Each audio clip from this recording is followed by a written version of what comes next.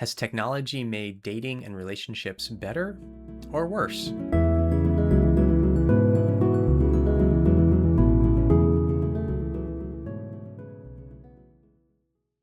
Welcome to Ask Sean, where I explore all sorts of questions about being human and invite you, the listener, to become more present to yourself, your relationships, and your life.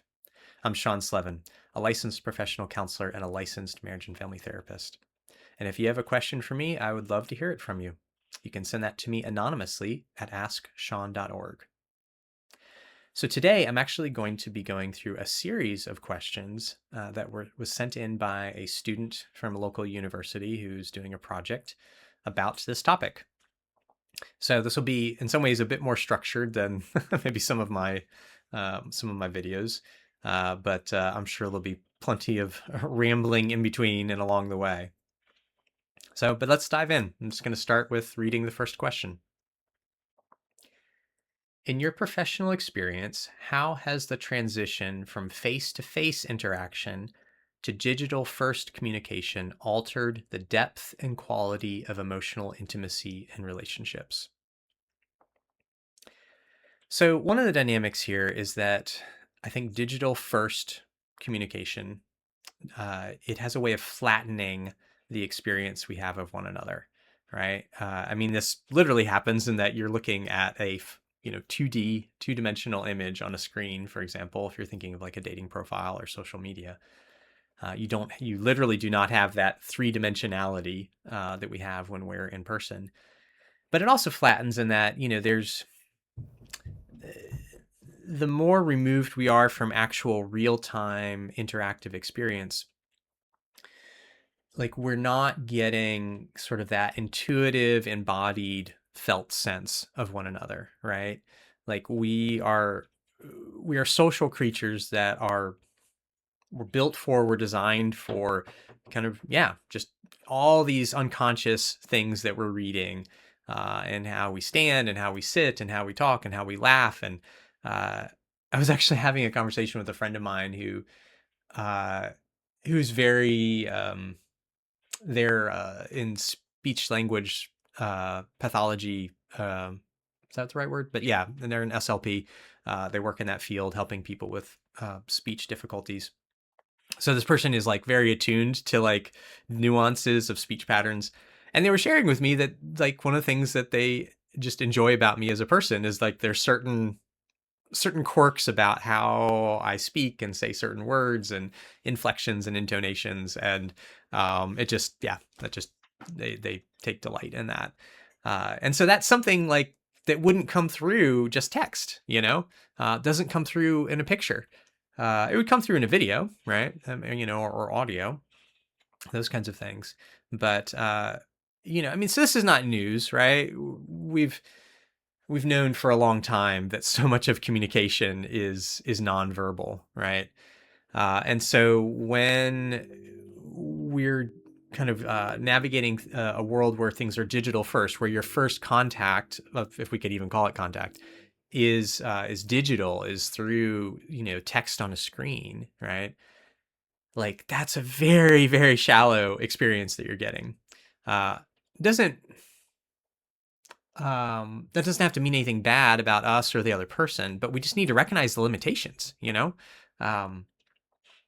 So, one of the things that we want to think about here is, in terms of being mindful of the limitations, is that because we're built for having all of this extra information that isn't present in a digital first encounter, our psyche is going to want to fill in those blanks. And so it's going to start reaching for proxies.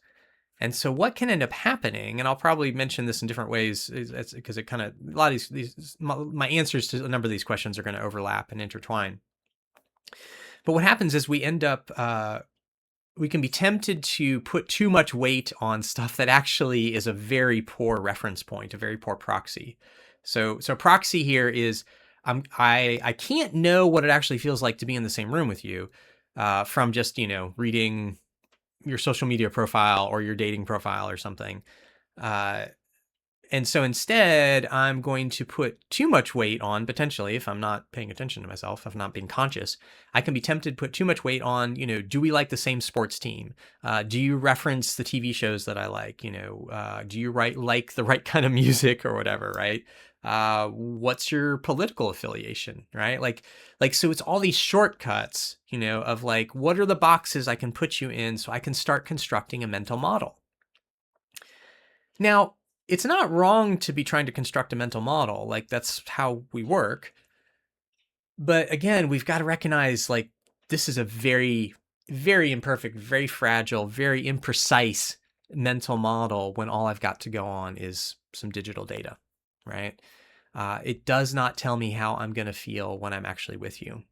What my experience of you will actually be. It doesn't actually tell me if you're kind. It doesn't tell me if you're, a sociopath, right? Like it just, yeah, I can't confirm any of those things.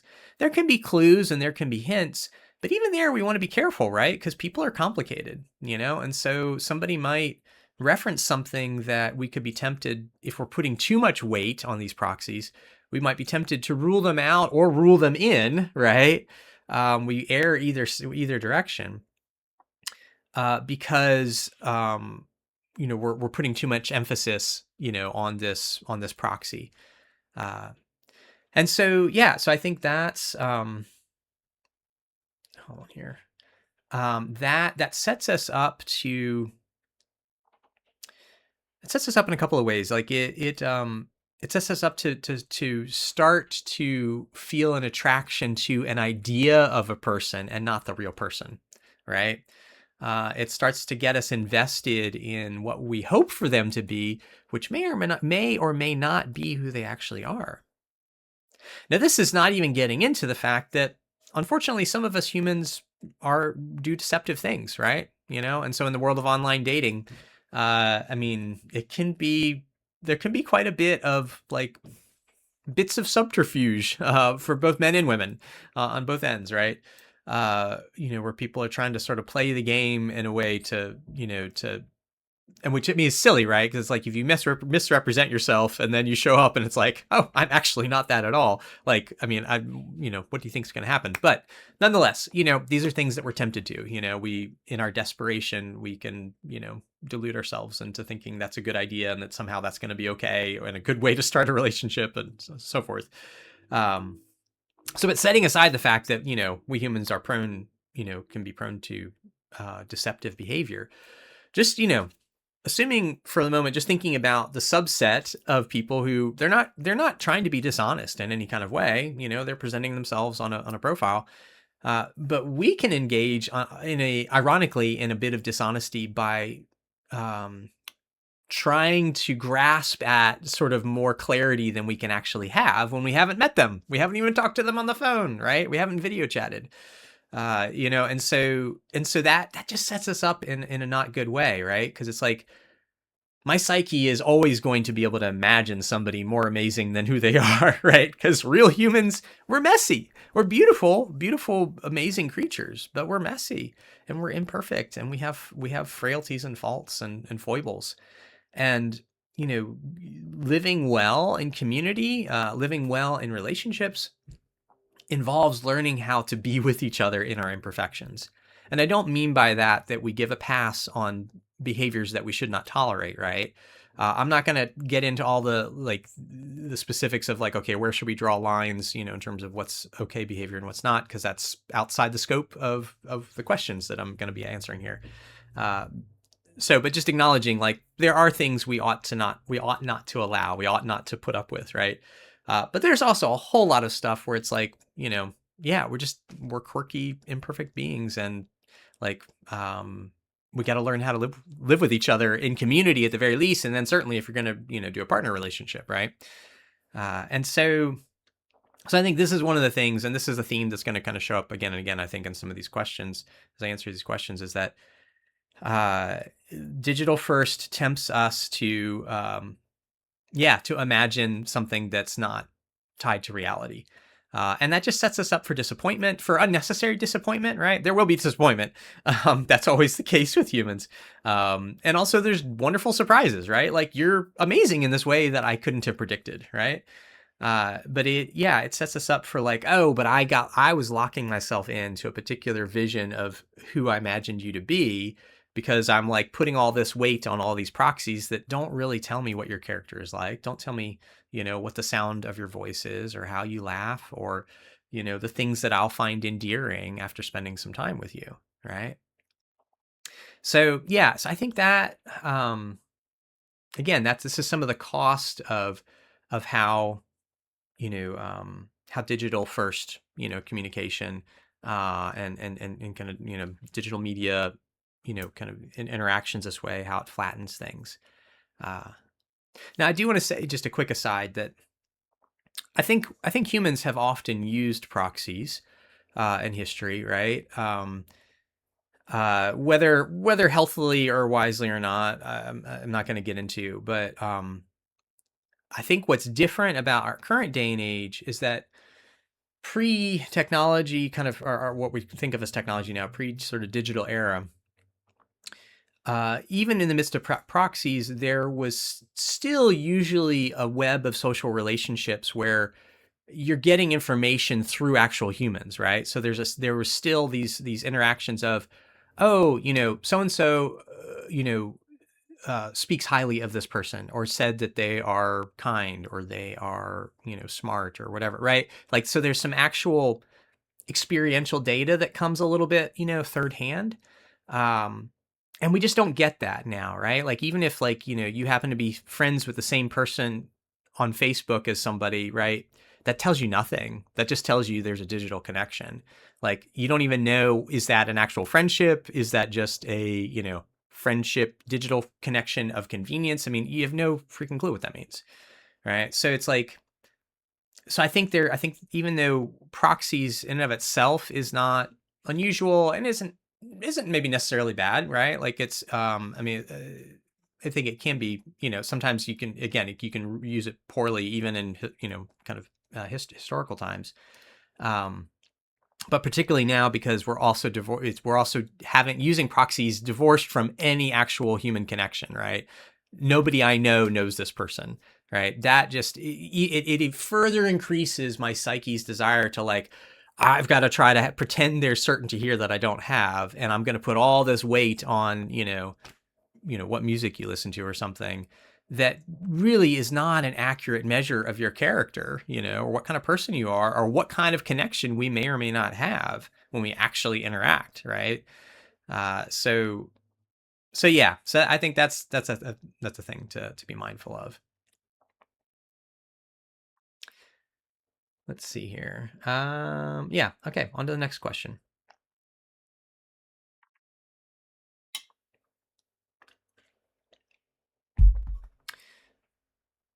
Oops.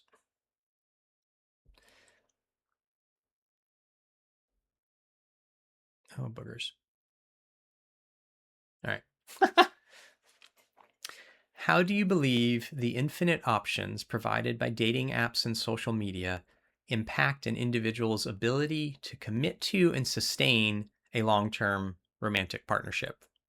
So this is a great question. I mean, all these questions are great, which is part of why I was like, oh, I'm going to use these for my YouTube channel and also, help out the student with their project. So, an obvious thing here, right, is in terms of thinking about this question, is the sort of the choice paralysis. We, go to the store to buy mustard and there's 20 freaking things to choose from, which is great. It's great to have choice, but it's like, well, now I have to think about like, I wasn't even thinking about, do I want this or that? Or like, and these two brands, are they the same? Are they different? It's just, so there can be like sort of decision overload, right? And so that I think is not working out great for us, even though there's certain benefits to having options. Um, but there's a burden to it as well, right? Like it's overwhelming. Uh, and I also think that, kind of building on what I was saying in the previous question, it really we're really prone to sort of a shopping cart kind of mentality right now. Uh, you know, we are a culture that I would argue, I've said this many times on my channel, that uh, we're really committed to avoiding discomfort. We really, it's like an American value of like believing in the fantasy that there's some kind of way to have a pain-free life, a difficulty-free life. If I just have enough money, enough education, enough time. And so we totally bring this fantasy to how we approach dating, right? And so thinking about dating apps and whatnot, and sort of these, massive pools of people, right? And so there can be this temptation, this shopping cart temptation of like, well, I want to get the best deal, right? I want to get the best bang for my buck. I mean, we're talking about freaking human beings here, right? Like, but again, because it's of that flattening effect, right? It tempts us to think about folks in terms of like concrete measurable attributes. What's your height? What's your waist to hip ratio or whatever? Like, what color is your hair, or your ethnicity, or your, all these things that like, that tell us nothing about what kind of person you are, or I am, right? Like it's not, we're not actually communicating characterological things, right? And so we use these as proxies, really imperfect, like in some cases, totally inaccurate, like no correlation whatsoever, in some cases, proxies for, is this going to be the kind of person that I might connect with, that I would resonate with? And so I think, so there's that. There's also, because we are prone to this fantasy, right? And building up the person in our mind, because we're too impatient and we don't want to wait for when we actually have real world data, real life data. Then when we do meet them, well, then they disappoint us. Like, and not in the sense of like, well, all humans are going to disappoint us, but in the sense of like, oh, you're not my fantasy. Well, I'm going to move on, right? And so we don't even hang around to, we're going to be tempted to not even hang around to find out like, well, maybe you're not what I expected, but might you still be something lovely, like, like we're so fixated on the wrong details, I would say, in a lot of ways. And so I think that harms us, because again, it's that sort of that temptation of shopping cart, there's the perfect product out there. Again, we're talking about human beings. This is terrible, but I think this is what our culture kind of encourages us, has sort of taught us in. And so, yeah, so I think you can get into this loop, right, of just endless searching for a mythic thing that doesn't exist because it's only exists in your mind, right? And it feels reinforced by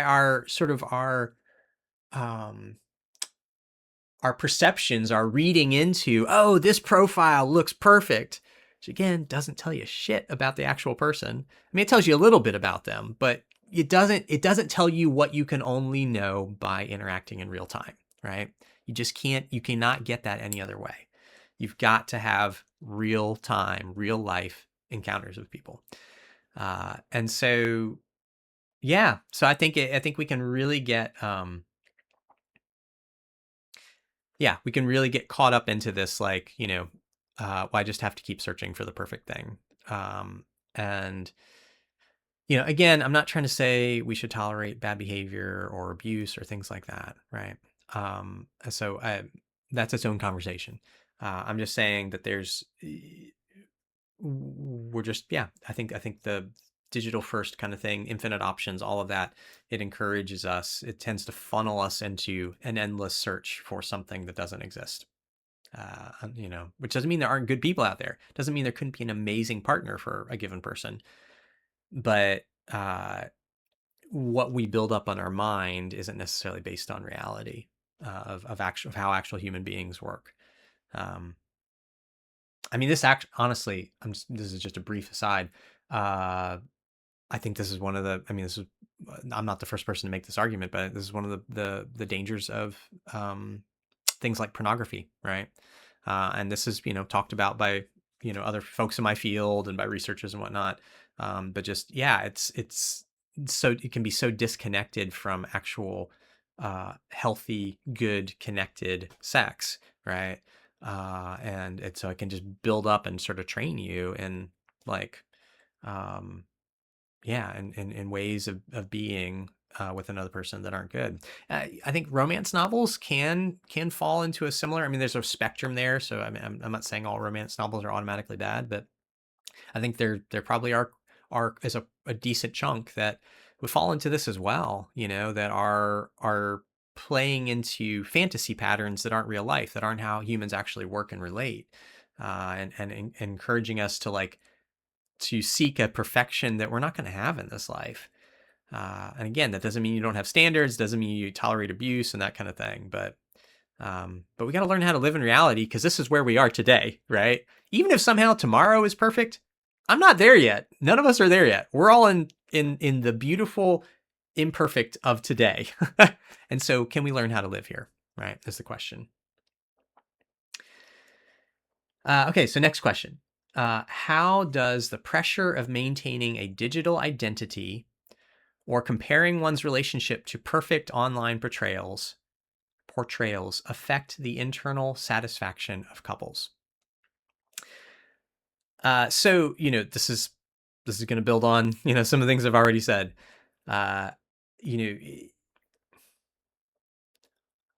a fundamental emotional muscle and skill of being able to have a long-term relationship is that you have the capacity to ride the waves of life's ups and downs, your own personal ups and downs, relationship ups and downs, the ways in which we let each other down, and then have to repair and make amends. And again, I'm not saying, there are lines of where it's like we should not, certain things where it's like, if this is happening repeatedly and there's not growth and healing, like you should leave, right? So there are definitely things to not tolerate. Getting into the weeds of that, the details of that, that's a different video. If you want to hear me talk about that, send in some questions, right? Be happy to get into that. But in terms of just normal human imperfection, right? Like we've got to learn how to work with that, work with our own imperfection and each other's, and how to have honest interactions around that, and not be demanding perfection, even as, we ask things of each other and yearn for things from and with each other. So yeah, I think I think a lot of what we've been talking about here is that we have to the digital technologies and whatnot, they're not where we can learn how to calibrate our thermostat, if you will, right? They aren't where we can learn, well, what are the attributes I should pay attention to or not, right? And these technologies, which are useful tools, if we're used wisely, these technologies are going to encourage us to put more weight on variables that aren't actually that important, right? Height is not a good metric for character. Waist to hip ratio is not a good metric for character. Like there are all sorts of things that we might be tempted in our shopping cart mentality to use to weed people out or to find fault with one another, right? So thinking about, I'm just remembering this question is more oriented to thinking about you're in a relationship context and sort of that performative comparison thing. Like we're tempted to fixate on variables that's like that's not, that external thing doesn't matter. How we relate to each other around that can matter, right? So yeah, absolutely. Like there can be a real danger of like, again, if you're committed to the fantasy that there's some sort of perfect pain-free relationship out there, then you browse social media and you'd be like, oh, everybody else is having the perfect life that I'm not having. I promise you, they are not having a perfect life. Like some of them are in my office, like this isn't about whether you have financial means or not, right? Like I work with people across a wide spectrum of like socioeconomic status, and I see all the same stuff. Like it doesn't matter, I'm not saying that certain baseline of income isn't helpful, right? having shelter, having food, knowing you're going to pay your bills. But studies have shown that like once you get above a certain level, like the rest doesn't really affect happiness. It doesn't affect well-being very much. So yeah, we have to sort of resist the temptation to seeing sort of these things as to the shortcuts, right? These digital shortcuts of, oh, how do I craft my life to look like this then so that I can then feel a certain thing? And instead be like, who do I need to become as a person, right? In order to try to live into the life that I want. Right? Like that's like digital technologies can't give us the answer to that. Right? Social media profiles uh, can't help us with that. And so, I guess, just a few more thoughts on this. I mean, happiness is not the absence of pain. Happiness is really more about our ability to be with pain or other feelings in a healthy way, to be able to ride the waves of those emotions and move through them. I talk about this over and over. Like one of my videos is how to grieve. I think something like that is the title. I'll try to remember to put that up on the screen somewhere. But it's like if you want to be happy, you've got to learn how to be with your emotions because life is gonna throw you wonderful surprises and awful surprises. And if you don't have the capacity to ride the waves of that, like you will make yourself miserable and people around you, including your partner, especially your partner. So it's so much of this is dependent on like what's our internal capacity. So I guess a bit of advice here in terms of thinking about this question is rather than trying to curate this beautiful perfect looking life, start getting honest with yourself about the imperfections of today. Right? Like start noticing the ways that you are tempted to keep fantasizing about some perfect life that's waiting for you out there, whether it's with a mythic partner you haven't yet found or how you're going to make your current partner into sort of this mythic superhuman, being who will never disappoint you. Like get honest with yourself that all that is fantasy. It's all bullshit. This doesn't mean we don't have longings, right? We absolutely have longings and our longings are really important. And our longings are generally not going to be totally fulfilled in this life. And I did a video about that, of what should we do with our unfulfilled longings. So it's like the way to like use technology wisely is we have to start to like deal with our own hearts. We have to deal with our own character. We have to deal with our own patterns of avoidance and self-abandonment, our own being prone to fantasy. So, and then the other thing to think about is like, in terms of digital identity and whatnot, like asking yourself, what do I have this digital identity for? What purpose does it serve?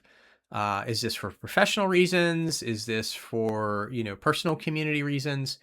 What's the context? Why am I doing this? Do I need this at all? Is this actually important to me? Do I want to give time to this? Right.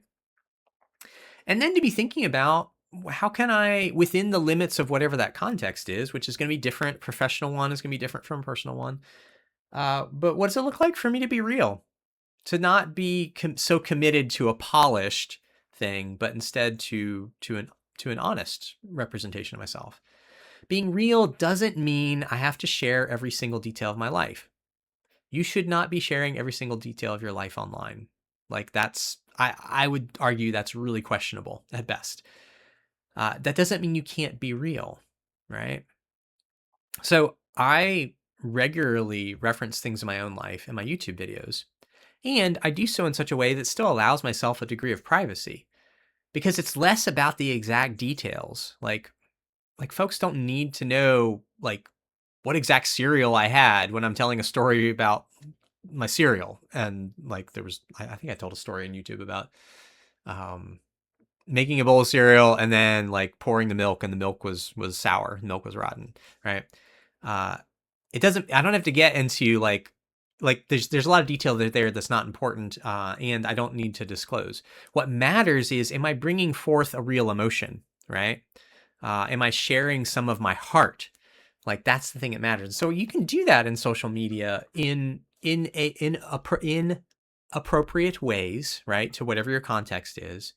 while still having some privacy, right?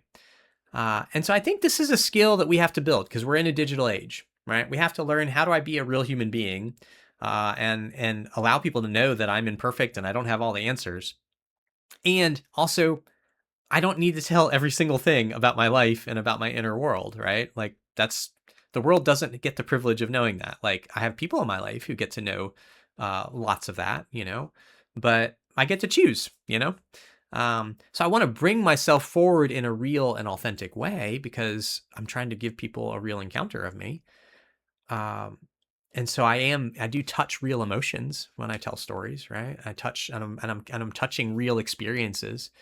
Uh, but I also, I can have privacy. And so I think that's just an invitation there, right? It's like, what are you doing? Your digital presence, what is it for? And how can you practice being more real with it? So, okay, next question.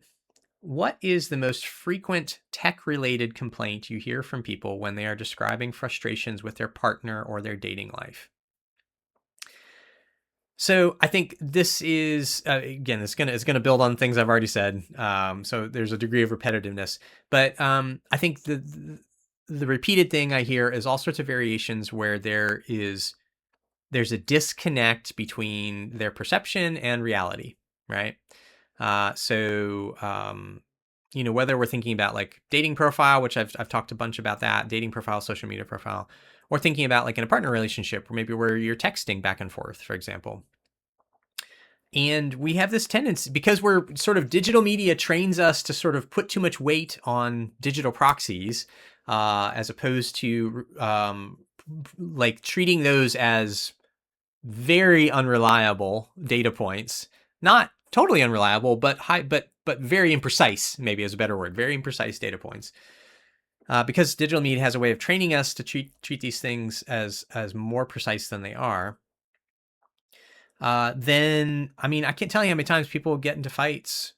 Couples I work with, they'll start therapy with me, and like, they'll talk about a recent fight that was like 80% just like nobody actually went back and checked in of like in real time, hey, what did you mean by that?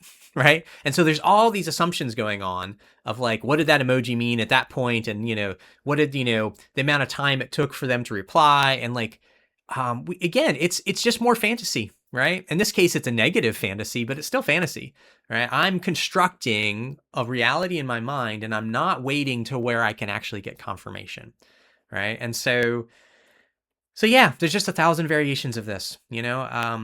Digital media isn't inherently bad; it's just limited, right? And if you understand its limitations, you can use it wisely. But if you treat it as like, oh, this is like super precise and giving me lots of data that is not actually giving, like, you're going to be really frustrated and really confused because you're not going to recognize there's a huge gap between what I've imagined and what this might actually mean. And you can only close that gap by actually having a real-time communication with a person. So phone, video chat, or in person, where you can say, hey, I was feeling frustrated by, our text conversation, but I want to check in because I don't actually know what you meant, or if you were coming from where I was interpreting you. Can we talk about this? Is this a good time?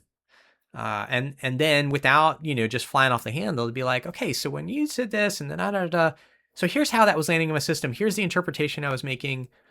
Is any of that correct? Like, where are you actually coming from? What were you actually meaning there? Help me out here. Right. So you can feel there, I have to be willing to be honest about my ignorance, that I don't fucking know. Because that's the reality. Most of the time we don't know. And we just are pretending that we know because we hate uncertainty. And here's another core thing, right? In terms of like doing relationships and doing life, is we have to learn how to sit with uncertainty. And this is like super un-American, right? Like, it's a very unpopular thing I'm saying, but I think it's true. I have become so much happier and more at peace as I have built my capacity for being with uncertainty. And it is hard. It is very hard work. Some of the hardest work I've ever done. Not fun. Feels like dying. I've had many emotions. Very messy. But man, so freaking worth it. Like, there is stuff I can sit with now where it's like, yeah, I would love to know, about this, that, and the other, or I'd love to hear back from this person. And I can go to sleep and sleep really well because it's like, well, I don't know yet, and I'll know when I know. And like that I don't mean to be flippant. I just like, I have grieved so much and been able to let go of so much that I don't try to grasp at things that I don't have any control over. And so I wait until I can actually have a conversation. Like I had something recently where a friend sent me a kind of a disappointing, difficult text, and we didn't get to talk in person for, I don't know, 3 weeks, maybe a month. Like, we didn't actually get to have the conversation about it. And it was something, it was about important stuff. Like, and it was in the back of my mind, it was like, well, this is uncomfortable. I really look forward to when we get to talk. And even when we got together, I wasn't like, okay, let's fucking talk now. Right. Like I was like, well, we'll talk about it at some point here, while we're together, I was very unhurried about it, which is so different from how I would have been many years ago. Right. Like I've worked really hard to build that capacity, but man, it makes the relationship, makes that friendship so lovely. And we were able to talk through some things, and it was just, yeah, I mean, it would have been a shit show if it had been years ago with me, because I would have been hurt and angry, and I would have been caught up in my stories, my dark fantasies, like of what this means and da da da, and I would have come out the gate, swinging, and yeah, and I would have done damage. They would have reacted. We would have hurt each other. And instead, we got to talk through some stuff, and it's okay. So this is, I think, is the big thing, really, is like, for couples, is you've got to verify. You got to verify your assumptions, right? Like a digital interaction is an imprecise interaction. It's a starting point. It's better than nothing. I mean, I love that we can text, what a cool thing. But like, even when you know somebody really well, like, you're not going to get the same level of nuance as if you're in person, as if you're on the phone, as if you're video chatting. You're just not. And you got to keep reminding yourself of that. Like, if you can stay connected to that limitation, then you can use these things rightly, and you can hold the interactions a bit more loosely instead of just, doubling down on, I know what you meant. Like, no, you really don't. You might even be 90% correct because, you know the person really well, but there's still going to be a percent that you can't know because you're not actually in real time with them. You're not in a live interaction. And so we got to be honest about that. Got to be honest about our interpretations being imperfect. Final question. And this is in some ways kind of sums up and kind of comes full circle back to what I said at the very beginning. So, do you believe social media and digital technology have improved or harmed romantic relationships overall? So, I would say it depends, as with so many things. That's a little bit of my economist background coming through there. If there's any economists watching, you can have a chuckle at that. So, yeah, a couple thoughts. I think that, for those who may not have access to a larger dating pool, there's the real benefit of, you might be able to meet somebody, a really lovely person that you wouldn't otherwise have a chance to meet. And so that's cool. That's great. You have to boundary that with not falling into the fantasy that you're going to find some kind of perfect person. And so you search endlessly and you never live your life. Right. But options are a great thing. They bring with them a responsibility to use the options well, right? Also, I mean, technology makes it possible to stay connected across long distances. That's an amazing thing. Whether you're dating, whether you're just getting to know somebody, whether you are in a very established relationship and one of you is traveling, that's such a wonderful thing, right? That we can do phone calls from just about anywhere. We can do video chats. That we can text. But I think especially, those real-time phone calls, video chats, what a gift. What an amazing thing that we can hear each other's voice. We can see each other's face. I think that can be really strengthening and supportive of the bond in a relationship. So I think the big risk is if we over rely on sort of the non audio, video, real time kinds of things. I mean, even leaving a voice message is better than just writing a text, because you can hear tone of voice, right? Fine to use text, just recognize its limitations. Recognize its limitations. Text, even with emojis, even if your emoji game is strong, still not going to be, it's not going to give nearly as much information as voice and video.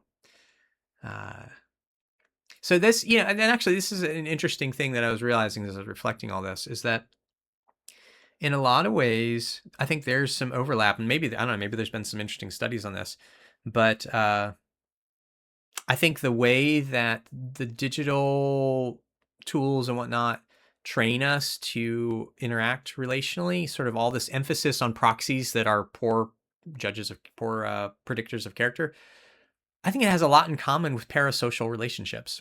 So parasocial relationships are when, like with a celebrity or something, we start to imagine we have more of a connection with them than we actually do. Because it's like, oh, they posted about such and such, and I like that too. I bet, we're the same. We're the same person, whatever. Like, and we're prone to this, and we're a culture that is becoming scarily, frighteningly prone to this. We're not good at living in reality as a culture right now, it seems. Across the board, across the political spectrum, there's different, we disagree about different things, on both sides of the political spectrum, but there's like sort of an unreality of running from reality in lots of different ways as a culture. And so, yeah, I think sort of, if we're not careful, it's really easy to end up sort of doing a parasocial relationship in online dating, right? Where both parties are interacting not with a real other person, but with how they imagine them to be. And don't recommend that. That is inherently fragile, inherently unstable. Not likely to go well. So a general principle here, right? Like, is your use of technology at any stage of a relationship, whether we're talking about dating or existing relationship, or just also thinking about social media, is use technology to support actual real-time interactions, not as a substitute, right? Like, just be relentlessly, ruthlessly honest with yourself that this cannot substitute for real life interactions. Like, if you're not interacting via video, audio, or in person, like, you're interacting with a very narrow subset of the other person, and especially the less you know them, you're going to be prone to fantasy, and you're going to be prone to turning this into like a parasocial kind of dynamic. And so really treat these tools as, how can they support my existing relationships? How can they foster actual real-time relationships? And so, I mean, like, in terms of thinking about dating, and online dating, use a dating app that allows you to record a voice note as part of your profile, right? Or a video, and actually try to do something like that gives somebody a feel for you. Like, don't be performative. That's working against what this could help you with, right? Because you want people to have a real feel for you, because you want a real person on the other end to be like, I love the way they laughed there. I love the feel of them as a human being. This feels like somebody I would like to actually talk to, right? Like, if you're performative in your video or in your audio, like, well, then you're just fucking wasting your time, honestly. Like, don't bother. So try to use those as a way to, honestly, to get people to self-select out. If they're like, I don't like how he or she laughs, like, okay, well, thank you for saving us both some time, right? If that doesn't resonate with you, that's fine, but that's my laugh. I'm not that's not a thing I can readily change or want to change. You want the person who's like, oh, they seem cool. I have no idea, I don't know them, but like that was a nice little snippet, audio snippet or something, or a little, little video snippet. And then, when you're browsing, right, on dating apps, look for the profiles where they took the time to record something and really feel for, does this feel like, are they being performative, or am I getting a sense of like, this gives me a little tiny feel of them as a human, right? Like, do I want to explore something more? And the other thing is, I would discourage y'all from exchanging photos, like other than what's in your profile. You can have photos in your profile. That's helpful. But I would discourage you from exchanging photos beyond that when you haven't even met. Because I think that is just, it's flattened, right? And it's going to tempt you into imagining things about each other that, aren't accurate. That's fantasy. And so just wait on that. Wait until you've actually at least had a phone call, if not video chat, or been able to meet up in person safely, right? I recognize, especially for women, like there's a lot of considerations here. But I think we just have to be honest about, I know we, like, it's frustrating to have lots of disappointing experiences, but ultimately you've got to meet in some kind of real time way to get a feel for people. And so that's the other bit of advice, is go on a freaking ton of first dates. Like, and just plan to, like, most of these are going to be duds, but there's no way to know until you go. Again, do it safely, be wise, right? Figure out, how to navigate that. Maybe you just do it via video or something initially, depending on your context and your background. But move towards real-time interaction as soon as possible. Like, in whatever way you can do that safely, because you want that real-time data, and even that isn't going to be enough. Like, one interaction may not be enough, but it will help. It'll be enough in some cases where you get a feel of like, yeah, I'm just not feeling anything. And then there'll be some where it's like, I'm curious, it's not an amazing yes, but it's also not a no. And those are ones where I would encourage you to, okay, and meet with them again, meet with them until you get a clear no inside of you, because there are a lot of good people out there who, the reality, this is another way that digital contexts have like really robbed us, right? Is that a lot of rich things in relationships take time, and so it's like you can't expect everything at once. You're just looking for, like, okay, where do I have at least a little bit of curiosity, a little bit of a partial yes to continuing, or at least I don't have a clear no yet, so there's enough energy in me that I would like to explore more, right? Again, because this is like, I'm trying to actually get a feel for a human being, not the simplistic, super fast, kind of digital encounter, right? So I think we've got to cultivate more patience and a bit more of like, this is going to take time and it's going to take repetition, and that's just the nature of it. There's not shortcuts on that, and if you try to shortcut it, you're gonna end up with fantasy and just the disappointment that goes with that, as opposed to just getting to like learn how to do normal human like relationship disappointment and the repair and the deepening and like and building life together. So yeah, technology is a powerful tool. It can do a lot of cool things, but it requires, precisely because it is so powerful, it requires a lot of discipline on our part and a lot of emotional muscles so that we can use it wisely and not just be used by it, right? So yeah, that's my invitation and challenge to y'all. I know there's lots of adjacent topics that we didn't get to because they're not in the scope of these questions, and also I'm out of time because I've got a client in like 60 seconds. But yeah, if this is hitting some things where you're like, what about this? What about that? Please send those in. AskSean.org. You can write a question. You can audio record a question. Would love to hear kind of any follow-ups on all of this. So until next time, peace be with you.